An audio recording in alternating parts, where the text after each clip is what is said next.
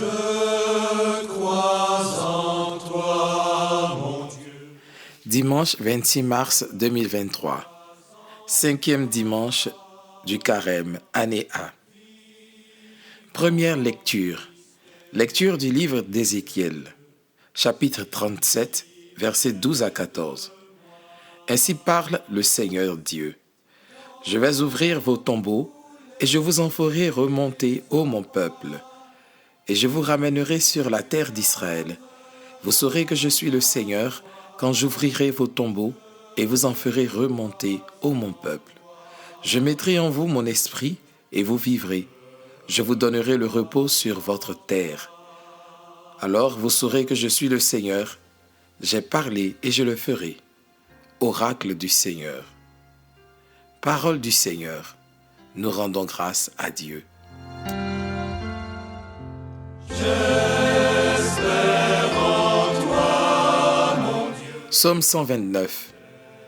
Près du Seigneur est l'amour, près de lui abonde le rachat. Des profondeurs je crie vers toi, Seigneur. Seigneur, écoute mon appel. Que ton oreille se fasse attentive aux cris de ma prière. Près du Seigneur est l'amour, près de lui abonde le rachat. Si tu retiens les fautes, Seigneur, Seigneur, qui subsistera? Mais près de toi se trouve le pardon, pour que l'homme te craigne. Près du Seigneur est l'amour, près de lui abonde le rachat. J'espère le Seigneur de toute mon âme, je l'espère et j'attends sa parole. Mon âme attend le Seigneur, plus qu'un veilleur ne guette l'aurore. Près du Seigneur est l'amour, près de lui abonde le rachat.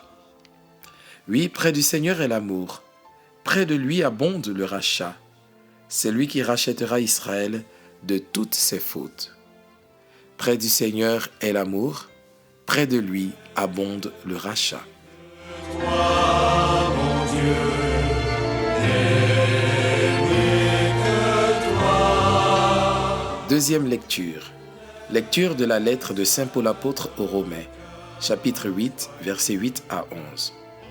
Frères, ceux qui sont sous l'emprise de la chair ne peuvent pas plaire à Dieu. Or, vous n'êtes pas sous l'emprise de la chair, mais sous celle de l'Esprit, puisque l'Esprit de Dieu habite en vous.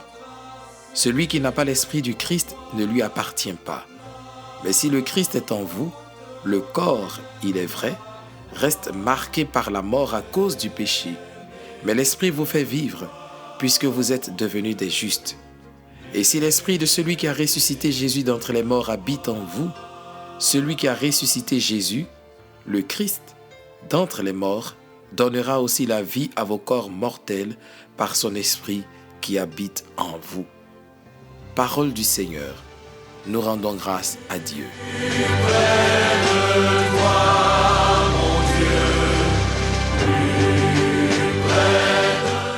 Évangile de Jésus-Christ selon Saint Jean, chapitre 11, versets 1 à 45. En ce temps-là, il y avait quelqu'un de malade, Lazare de Béthanie, le village de Marie et de Marthe, sa sœur. Or Marie était celle qui répandit du parfum sur le Seigneur et lui essuya les pieds avec ses cheveux. C'était son frère Lazare qui était malade. Donc, les deux sœurs envoyèrent dire à Jésus, « Seigneur, celui que tu aimes est malade. » En apprenant cela, Jésus dit, « Cette maladie ne conduit pas à la mort. Elle est pour la gloire de Dieu, afin que par elle, le Fils de l'homme soit glorifié. » Jésus aimait Marthe et sa sœur, ainsi que Lazare.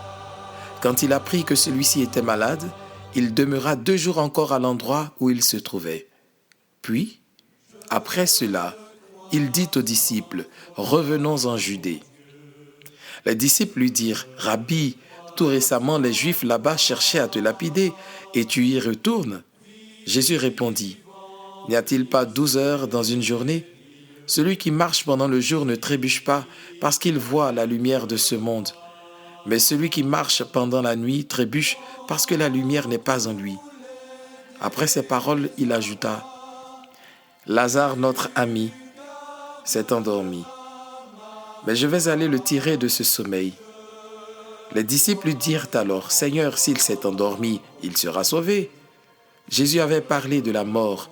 eux pensaient qu'il parlait du repos du sommeil. Alors il leur dit ouvertement, « Lazare est mort, et je me réjouis de n'avoir pas été là à cause de vous pour que vous croyiez. Mais allons auprès de lui. » Thomas, appelé Didyme, c'est-à-dire jumeau, dit aux autres disciples, « Allons-y, nous aussi, pour mourir avec lui. » À son arrivée, Jésus trouva Lazare au tombeau depuis 4 jours déjà. Comme Béthanie était tout près de Jérusalem, à une distance de 15 stades, c'est-à-dire une demi-heure de marche environ, beaucoup de Juifs étaient venus réconforter Marthe et Marie au sujet de leur frère. Lorsque Marthe apprit l'arrivée de Jésus, elle partit à sa rencontre, tandis que Marie restait assise à la maison. Marthe dit à Jésus, « Seigneur, si tu avais été ici, mon frère ne serait pas mort. Mais maintenant encore, je le sais, tout ce que tu demanderas à Dieu, Dieu te l'accordera. » Jésus lui dit, « Ton frère ressuscitera. » Marthe reprit, « Je sais qu'il ressuscitera à la résurrection au dernier jour. » Jésus lui dit, « Moi, je suis la résurrection et la vie. Celui qui croit en moi, même s'il meurt, vivra. Quiconque vit et croit en moi ne mourra jamais.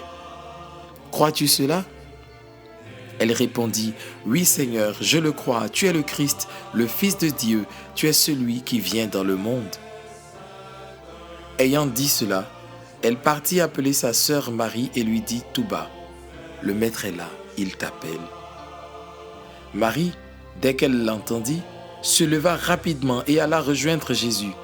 Il n'était pas encore entré dans le village, mais il se trouvait toujours à l'endroit où Marthe l'avait rencontré. Les Juifs qui étaient à la maison avec Marie et la réconfortaient, la voyant se lever et sortir si vite, la suivirent. Ils pensaient qu'elle allait au tombeau pour y pleurer. Marie arriva à l'endroit où se trouvait Jésus. Dès qu'elle le vit, elle se jeta à ses pieds et lui dit, « Seigneur, si tu avais été ici, mon frère ne serait pas mort. » Quand il vit qu'elle pleurait, et que les Juifs venus avec elle pleuraient aussi, Jésus, en son esprit, fut saisi d'émotion. Il fut bouleversé et il demanda, « Où l'avez-vous déposé ?» Ils lui répondirent, « Seigneur, viens et vois. » Alors Jésus se mit à pleurer. Les Juifs disaient, « Voyez comme il aimait. » Mais certains d'entre eux dirent, « Lui qui a ouvert les yeux de l'aveugle, ne pouvait-il pas empêcher Lazare de mourir ?» Jésus, repris par l'émotion, arriva au tombeau. C'était une grotte fermée par une pierre. Jésus dit, « Enlevez la pierre. » Marthe, la sœur du défunt, lui dit, « Seigneur, il sent déjà. C'est le 4e jour qu'il est là. » Alors Jésus dit à Marthe, « Ne te l'ai-je pas dit? Si tu crois, tu verras la gloire de Dieu. » On enleva donc la pierre. Alors Jésus leva les yeux au ciel et dit, « Père, je te rends grâce parce que tu m'as exaucé. Je le savais bien, moi, que tu m'exauces toujours. Mais je le dis à cause de la foule qui m'entoure, afin qu'ils croient que c'est toi qui m'as envoyé. » Après cela, il cria d'une voix forte, « Lazare, viens dehors !»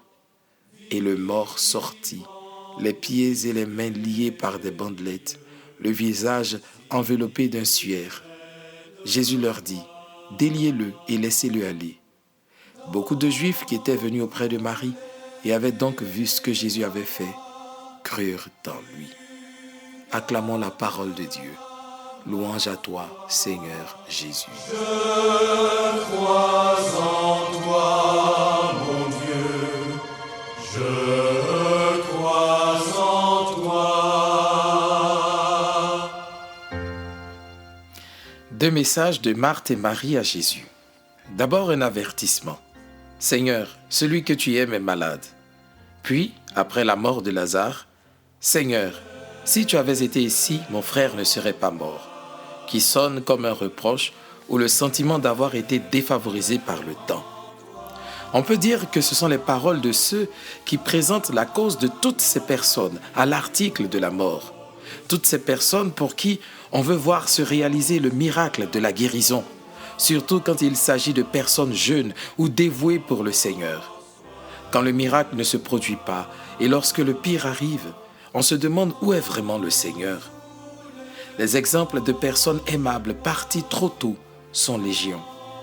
Seigneur, si tu étais vraiment ici, toutes ces personnes chères ne seraient pas si vite parties, serions-nous tentés de dire. Sachons-le, Dieu est présent dans l'ici et l'aujourd'hui de notre existence. Il n'est pas indifférent à ce qui nous arrive. Jésus pleure son ami Lazare et les gens y reconnaissent un signe d'affection profonde, d'un grand amour. Dieu n'est pas non plus impuissant face aux malheurs qui s'abattent sur nous. Ce qu'il y a, c'est que nous ne discernons pas de façon juste le sens de sa présence. Dieu est avec nous, non pas pour nous empêcher de mourir, mais pour nous faire vivre éternellement et nous donner au ciel sa gloire en héritage. L'entrée dans cette vie éternelle suppose la traversée, le passage, la Pâque à travers les eaux de la mort. Oui, Dieu est ici, avec nous. Nous commençons dès ici-bas la vie éternelle dont les germes sont semés en nous. Par ailleurs, dans cette affirmation, si tu avais été ici, mon frère ne serait pas mort. Plus qu'un reproche, on peut voir une profession de foi. En effet, la mort ne peut régner là où se trouve Dieu.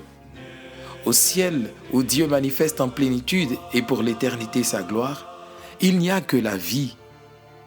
Par la résurrection de Lazare, Jésus veut nous faire entrevoir la vie, tout comme il a donné un avant-goût de sa gloire à ses disciples lors de sa transfiguration. Mais cette résurrection de Lazare n'est qu'un signe, car Lazare a été ramené à la vie pour mourir après.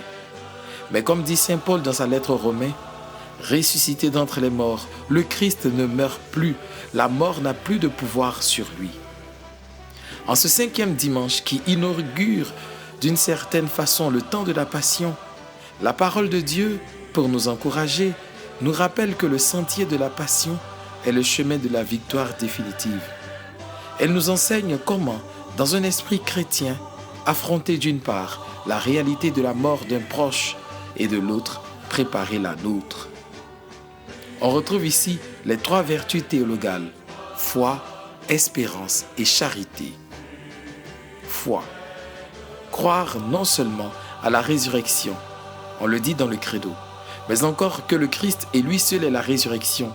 C'est en lui que tous les morts ressuscitent. Moi, je suis la résurrection et la vie. Croire que le dernier mot revient au Christ et non à la mort. Mettre donc toute sa confiance dans le Christ dès ici-bas. Espérance. J'espère le Seigneur de toute mon âme, dit le psaume. Vivre dans la confiance de retrouver tous les défunts qu'on a connus et aimés et qu'on désire tant revoir. Accueillir cette promesse de Dieu qui parle d'ouvrir nos tombeaux et de nous en faire sortir. Vivre dans une attente active de la réalisation en notre faveur des promesses de salut du Christ. Amour. Voyez comme il l'aimait. Se réconforter mutuellement et accueillir le réconfort qui vient de Dieu.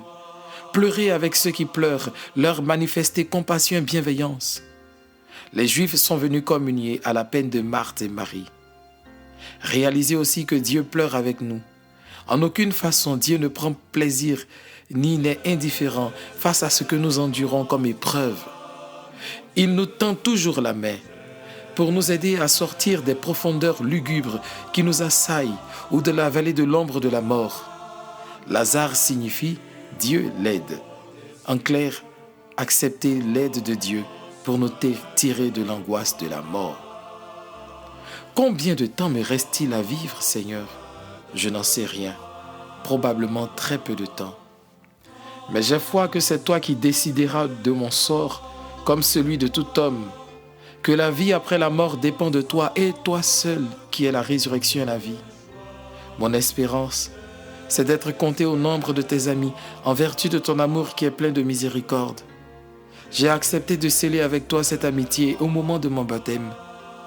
Vois dans tous mes actes de bonté et de justice l'expression de ma volonté d'agir en conformité avec l'alliance que nous avons scellée.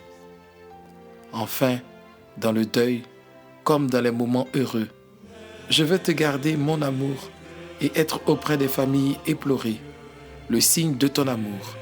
maintenant et toujours. Amen.